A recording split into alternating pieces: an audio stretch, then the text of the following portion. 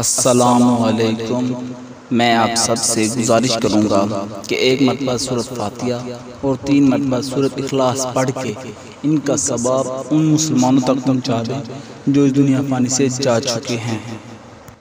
ایک عورت حضرت امام علی علیہ السلام کی خدمت میں آئی اور عرض کرنے لگی، یا علی، میرے 3 بچے ہیں، شوہر ہے، سب کمانے جاتے ہیں، لیکن پھر بھی گھر میں برکت نہیں۔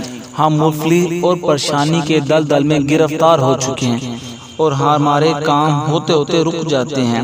بس یہ کہنا تھا تو امام علی علیہ السلام نے فرمایا، اے عورت، جس گھر میں بد دعا ہو اس گھر میں برکت نہیں ہوتی۔ اس عورت نے کہا، یا علی، ہمارے گھر کے لیے کون بد دعا کرتا ہوگا؟ تو آپ نے فرمایا، اے عورت، بتاؤ تم گھر کی صفائی کس وقت کرتی ہو؟ اس عورت نے کہا، یا علی، صفائی کا کوئی وقت نہیں، اس کبھی صبح، کبھی شام، کبھی رات، بس یہ کہنا تھا۔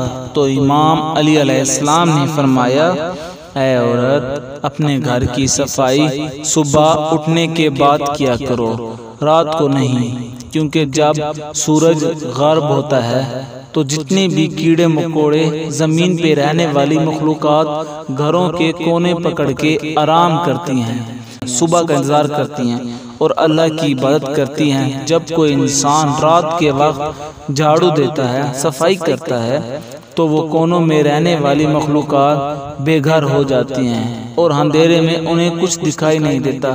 وہ ادھر ادھر پریشانی کے عالم میں پھرتی رہتی ہیں، بد دعا کرتی ہیں، اور اللہ اپنی ہر خلقت سے پیار کرتا ہے، تو اسی بد دعا سے اس گھر میں رہنے والوں کا رزق تنگ، خوشحالی پریشانی میں تبدیل ہو جاتی ہے اور گھر سے برکت چلی جاتی ہے۔